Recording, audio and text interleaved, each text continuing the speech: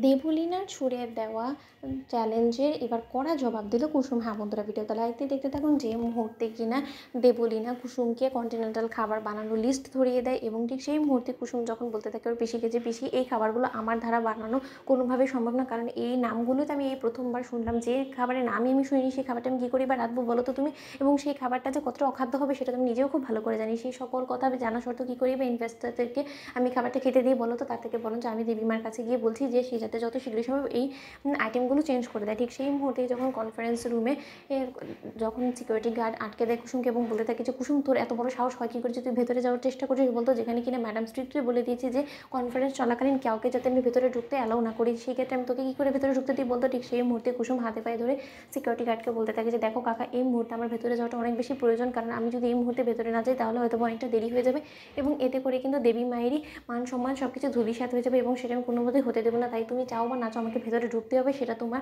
বারণ অমান্য করে হলো আমি যাবো। ঠিক সেই মুহূর্তে সিকিউরিটি গার্ডে সকল বারণ অমান্য করে যখন কনফারেন্স চলাকালীনই কুসুম কনফারেন্স রুমে ঢুকে পড়ে এবং দেবলীনা কুসুমকে দেখা মাত্র বলতে থাকে যে কুসুম হাউ ডেয়ার ইউ, তোমার এত বড় দুঃসাহস হয় কী করে যে তুমি কারোর কোনো রকম কোনো কথা গ্রাহ্য না করে তুমি এখানে দুম করে ঢুকে পড়লে। তুমি দেখছো না যেখানে কনফারেন্স চলছে, এখানে ইনভেস্টার্সরা এসেছে, তারা কি ভাবছে বলো তো যে কনফারেন্সের মাঝপথেই বাড়ির লোকেরা কী করে ঢুকে পড়ে। ঠিক সেই মুহূর্তে কুসুম বলতে থাকে যে দেখুন দেবলীনা ম্যাডাম, আমার এই প্রসঙ্গে আপনার সঙ্গে কথা আমি পরে বললেও পারবো, কিন্তু এই মুহূর্তে আমার ম্যাডামের সঙ্গে কথা বলাটা অনেক বেশি প্রয়োজন।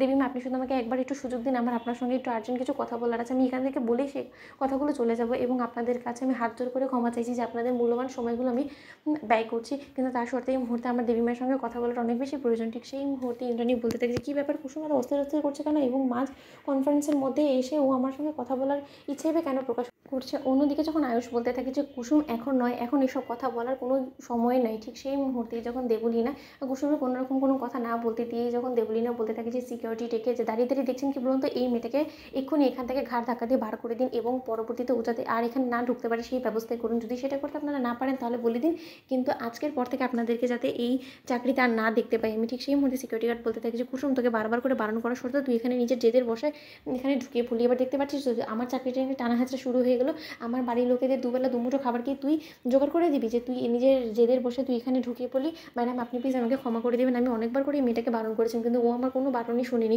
অন্যদিকে কুসুম বলতে থাকে যে ঠিক আছে ম্যাডাম, তাহলে আমি আপনাকে এখানে দাঁড়িয়ে বলে যাচ্ছি, এবার আমার মন যেটা বলবো আমি সেটাই করবো, কারণ আমি অনেক চেষ্টা করেছিলাম আপনাকে সকল সত্যটা বলার, কিন্তু তার সত্ত্বেও আপনি যখন কোনো মতে আমাকে সেই সুযোগটা দেননি, তাহলে এবার আমার মন যেটা আমাকে সায় দিবে আমি সেটাই করবো। এবং আমার দীর্ঘ বিশ্বাস যে ঈশ্বর আমাকে কোনো মতেই নিরাশ করবে না এবং এতে করে ভালোই হবে এবং আপনার মান সম্মান ডুবার থেকেও আমি বাঁচিয়ে ফেলতে পারবো। এবার আমি সেটাই করবো। তো বন্ধুরা লাইক কমেন্ট শেয়ার করো, সাবস্ক্রাইব করতে ভুলো না।